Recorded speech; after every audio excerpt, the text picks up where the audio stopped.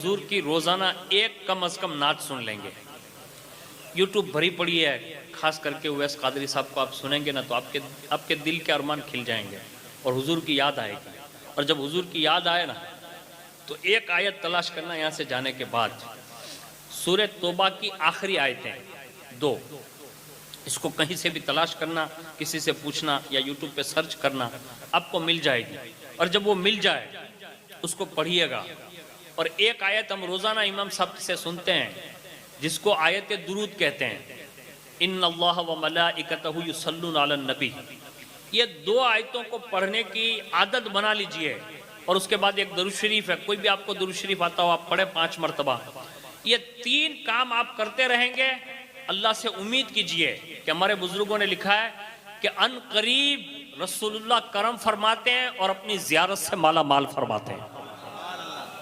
دل کے اندر کلمے کا نور نہیں اترا، زبان سے جتنا چاہے کہہ لیں تو فائدہ نہیں. اور آپ کو نظر آ رہا ہے نا، یزید بن معاویہ نے کلمہ نہیں پڑھا تھا، تو پھر جس ذات کا کلمہ پڑھا، جس نبی کا کلمہ پڑھا، اس کے نواسے کو شہید کیوں کیا؟ اس نے کلمے کا نور تھا اس کے دل میں. اگر اس کے دل میں کلمے کا نور ہوتا تو دین نے جس کی محبت کا حکم دیا ہے، کیا تم اس کو بجائے محبت کے شہادت دیتے؟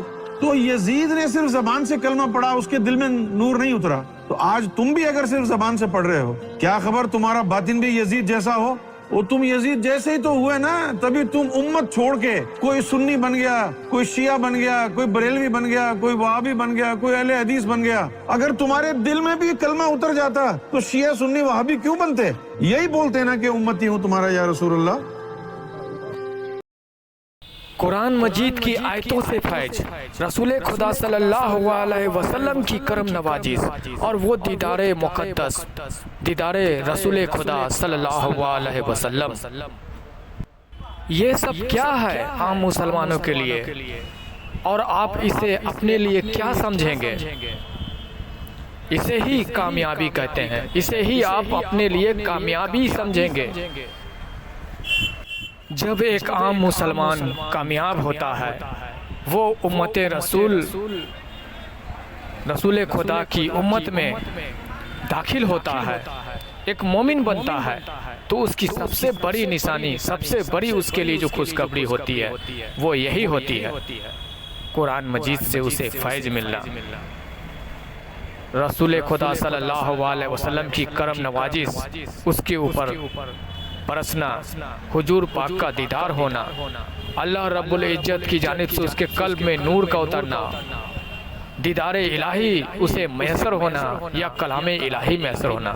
یہی تو ہے سب سے بڑی کامیابی. جب ایک عام مسلمان کو اللہ نوازتا ہے، اسے کامیاب بنانا چاہتا ہے، تو اس کی سب سے بڑی کامیابی یہی تو ہے. اور اتنی بڑی کامیابی کی بصارت، خوشخبری، یہ مولوی صاحب عام مسلمانوں کو بغیر قرآن مجید کی تصریح، بغیر قرآن کے حوالے وہ دلیل پیش کیے لوگوں کو پیش کر رہے ہیں. اتنی بڑی خوشخبری یہ مولوی صاحب بغیر قرآن مجید کی تصریح، وہ دلیل، وہ حوالے کہ آپ لوگوں کو بانٹ رہے ہیں. یہ سب سے بڑی گمراہی ہے.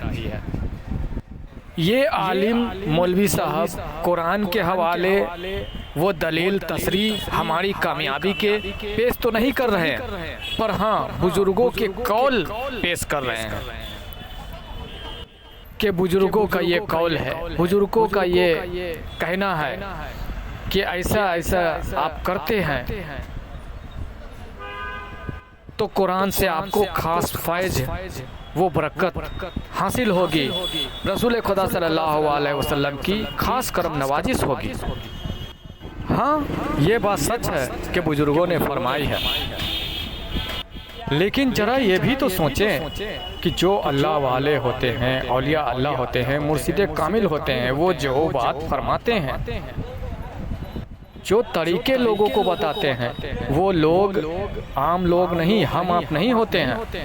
وہ انہی لوگوں کو وہ طریقے، وہ عملیات بتاتے ہیں جو ان کی صحبت میں، ان کی نسبت میں جو لوگ بیٹھتے ہیں، جو ان کی پیروی کرتے ہیں، جو ان کے مریدین ہوتے ہیں، جو ان کے سے تعلیم و تربیت حاصل کرتے ہیں، وہ انہیں وہ عملیات بتاتے ہیں، وہ طریقہ بتاتے ہیں، اپنے خاص لوگوں کو وہ طریقے بتاتے ہیں، اپنے مریدین کو اپنے صحبت میں جو ان کی صحبت میں جو لوگ بیٹھتے ہیں انہیں وہ طریقہ وہ عمل بتاتے ہیں، کیونکہ وہ لوگ قرآن مجید کے مطابق فٹ ہیں، قرآن مجید کے مطابق وہ چل رہے ہوتے ہیں، قرآن مجید کے مطابق وہ حق پر ہوتے ہیں، ہدایت پر ہوتے ہیں، ان کے نفس کے اوپر کام ہو رہا ہوتا ہے، قلب میں ان کے اللہ کا نور اتر رہا ہوتا ہے۔